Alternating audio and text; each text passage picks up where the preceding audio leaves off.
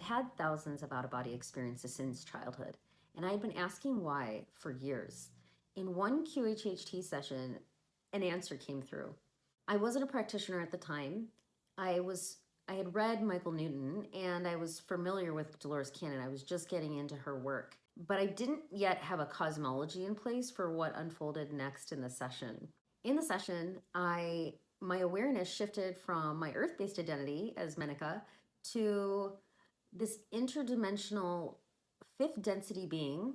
Okay, I'm going to step kind of first person into this because that was my experience. I remember myself being a fifth dimensional, interdimensional woman, and I was very kind of like translucent, pale, very humanoid, but much taller than we are here. And I had almost this like silver kind of hair, and I had a lavender aura. Okay, my aura was very violet lavender, and I lived on this planet that was super green. It kind of reminded me of an Ireland, Scotland kind of vibe, and it was very desolate. There weren't many people there, or creatures really. It was just very green, and there were big black stoned ruins around. And I lived in an air pod, and it hovered. And I went inside, and it was very simplistic and white, like a white capsule, and things would just come out of the walls. And I did have a couple interdimensional friends who would pop by. I don't know how they got there. I just remember I'd have tea with them. It was some kind of like nectar. And it was more of a ritual when we got together to have like tea. We had it in little, almost like little Japanese teacups. But food and that kind of thing I knew was not necessary for me there. It was very simplistic. And my job, or kind of my part-time gig as this being, was as eyes for this council. And it was like a council of 9 or something like that. They didn't have figures. They were kind of like pillars of light. This council reminded me how I felt very, very close to the entity named Gaia, which is this planet. And they said there was a big call going out, and they wanted to know if I wanted to return. And I remember thinking, no, I don't want to return there, even though I'm very, very fond of Gaia. And they explained, it was understood. It was all implied. I understood everything that was going on. My conversation with them was telepathic. And I understood that Gaia was going through an ascension. And I was remembering also at the time my Earth experiences. It's not to say that I was the character down on Earth, but I had this interesting role where, like I said, I was the eyes for this interdimensional council. I somehow reported on the Earth-like experience as an observer. Of course, I had the permission of the characters I was entering, but like I said, I had a feeling that these were kind of like more connected to me, soul family-wise, like these were earlier versions of myself, kind of like maybe a Bashar, Daryl Anka kind of dynamic. And I observed their lives. The first life that I remembered was me as an artist in Florence, Italy. I was a male, and I sat next to this male consciousness while he lived his life. And I believe that's where I learned how to paint, because I'm not formally trained as a painter, and I'm pretty decent at it, and I really enjoy it. Check out my work, actually. I've got an Etsy store, link below. And that's where I learned to paint, okay? Observing through this artist's life. The second life that I remember is even more detailed, and this one was, he was an Indian bricklayer. I feel like it was maybe the 1800s or something like that in India, and he was in a little village and had a very simple life. And I remember even when he got married to his wife, I was sitting right there observing, looking into her eyes.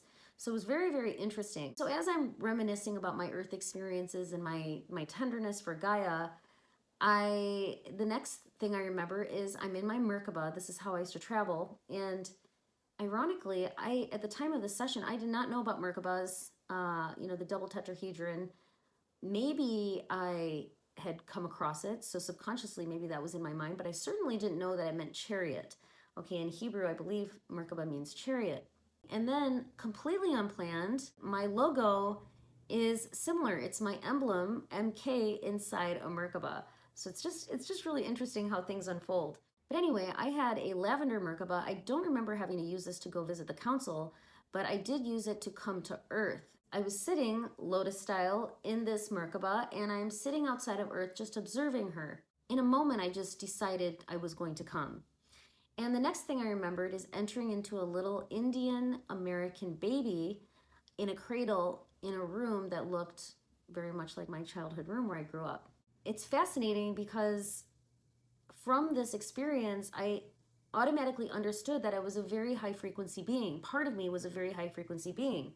And the council had actually said this to me. I left this part out earlier. We know that going to Earth is going to kind of not derail me at all. In fact, the kind of points I can accrue from coming to here and breaking through the veil is tremendous for my evolution as a character actor. But they said that if I came back here, it would definitely change my journey, because I was planning on going into 60. I was ascending into a new state of consciousness, which if you read the Law of One raw material, this really coincides a lot with what they talk about in terms of densities and ascension. So this was long before I knew about the raw material, but I knew in that session as that being that I was ascending into 60, and then now I was going to take a little side trip to Earth.